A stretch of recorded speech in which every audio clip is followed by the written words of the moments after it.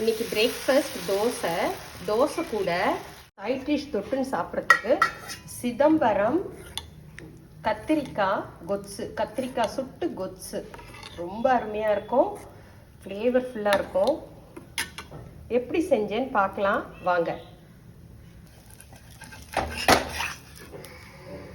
கத்திரிக்காய் கொத்து செய்கிறதுக்கு கத்திரிக்காய் எடுத்து இந்த மாதிரி ரெண்டாக கட் பண்ணிவிட்டு பூச்சி இருக்கான்னு செக் பண்ணிக்கணும்.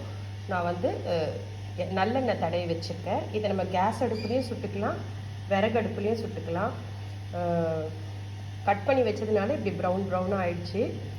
கத்திரிக்காவை சுட்டுக்கலாம்.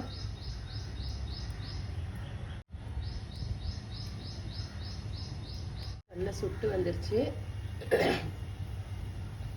சிதம்பரம் கத்திரிக்காய் கொத்ஸுக்கு ஒரு பொடி ப்ரிப்பேர் பண்ணிக்கலாம். ஒரு சின்ன துண்டு பெருங்காயம், பொடி தான் அதுக்கு ஃப்ளேவர் கொடுக்கறது. அதுக்கப்புறம் நல்லா ஒரு டேபிள் ஸ்பூன் கடலைப்பருப்பு,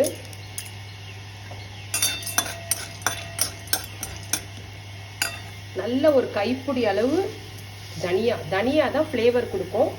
நல்லா நிறையவே போட்டுக்கலாம். நான் இன்னும் கொஞ்சம் கூட போட்டுக்கிறேன் தனியா. அப்புறம் ரெண்டு வத்த மிளகா, உங்களுக்கு காரம் கூட வேணும்னா கூட வச்சுக்கோங்க. 10 போல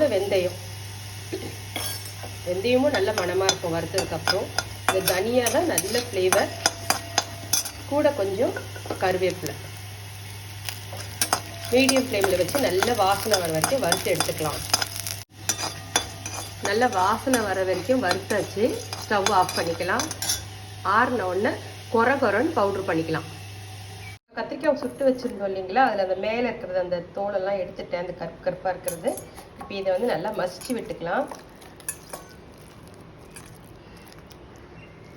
சிதம்பரம் கத்திரிக்காய் கொத்ஸு தாளிக்கிறதுக்கு கடுகு, உளுத்தம்பருப்பு, 2 காஞ்ச மிளகா விதை இல்லாமல் எடுத்து வச்சுருக்கேன், விதையை தட்டிட்டு வச்சுருக்கேன்.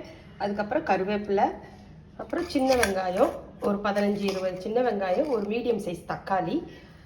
கடாய் வச்சு 2 டேபிள் ஸ்பூன் எண்ணெய் விட்டுருக்கேன். இப்போ எல்லாத்தையும் தாளிக்க ஆரம்பிச்சிடலாம். கடுகு, உளுத்தம்பருப்பு, காஞ்ச மிளகா, கருவேப்பிலை சேர்த்துக்கலாம். வெங்காயத்தை சேர்த்து வதக்கிக்கலாம். தக்காளியை சேர்த்துக்கலாம். மசிச்சு வச்சிருக்க கத்திரிக்காவை போட்டு வதக்கிக்கலாம். இப்போ நமக்கு வந்து கத்திரிக்காவை சுட்டு செய்ய முடியல அப்படின்னு போது நம்ம வந்து கத்திரிக்காவை கட் பண்ணி போட்டு கூட இந்த ஸ்டேஜில் நம்ம எண்ணெயில் வதக்கிக்கலாம். மஞ்சப்பொடி சேர்த்துக்கலாம்.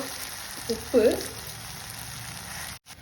கொஞ்சமாக சின்ன எலுமிச்சம்பழம் அளவுக்கு புளி கரைச்சி வச்சுருக்கேன். இந்த வதக்கிறதுல நம்ம ஊற்றிப்போம். புளி ஒரு கொதி வரட்டும். கொஞ்சம்தான் ஊற்றணும். ஒரு 1/2 டம்ளர் தண்ணி ஆட் பண்ணிக்கிறேன். புளியோடு கொதிக்கட்டும். வறுத்து அரைச்சி வச்ச பொருளெல்லாம் இப்போ இது நல்லா கொதிக்குது கொத்ஸு. இதில் இதை ஆட் பண்ணிக்கலாம்.